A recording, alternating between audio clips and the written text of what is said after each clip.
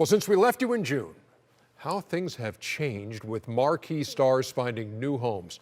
From Kyrie Irving and Isaiah Thomas swapping teams to Chris Paul landing in Houston, Gordon Hayward in Boston, D. Wade and Derrick Rose in Cleveland, and Paul George and Carmelo Anthony joining Russell Westbrook in Oklahoma City.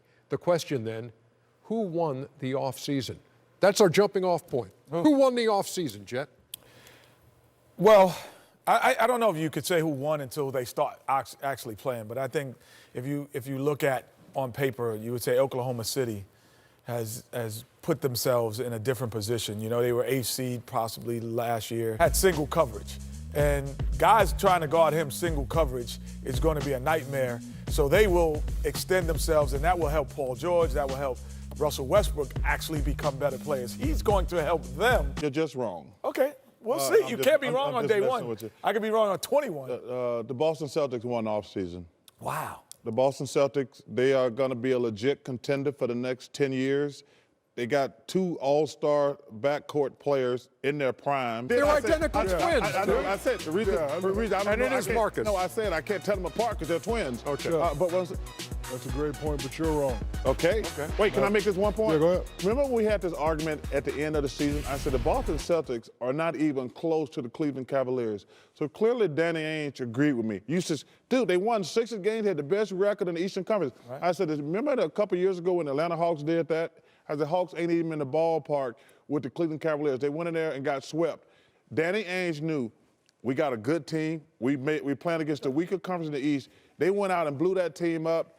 Came back, and hey, let me tell you something. Hats off to Danny Ainge. Yes, very, very strange to see a team that goes to the conference finals return 4 players. You overhaul the entire roster. So you got a Boston over here. You got an Oklahoma City. Who you got? I got to go with my main man Kenny in Oklahoma City because, you know, everybody just geared up for Golden State. A lot of moves were made, but they were only making moves to try to compete with Golden State. And if you look at those 3 guys, they match up pretty well with the Golden State guys. Paul George, Klay Thompson. See, and we were doing the conference call today. That's, I think, one of the biggest problems in the NBA today is all these teams trying to compete with the Warriors. You're not going to outscore the Warriors. They got 3 of the best offensive players in the world, in the entire world.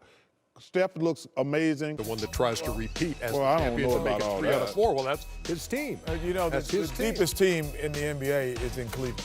Yes. You know, we've talked about these two teams that have improved themselves. Cleveland Cavaliers, you know, obviously losing Kyrie, but they have loaded up. And they've made almost the Eastern Conference might be laughable. It would have been somewhere else.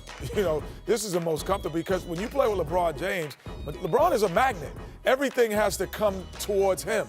And then you get so many open opportunities. So playing with him, Isaiah Thomas and Crowder, these guys, Dwayne Wade knows what it feels like to play with LeBron. Being on the court with a guy who's such a magnet and able to create so many opportunities. So who's your pick in the East? Is it Cleveland or is it Boston or is it somebody else? I got to go with Cleveland. Again, I got to agree with Kenny. Cleveland is the deepest team.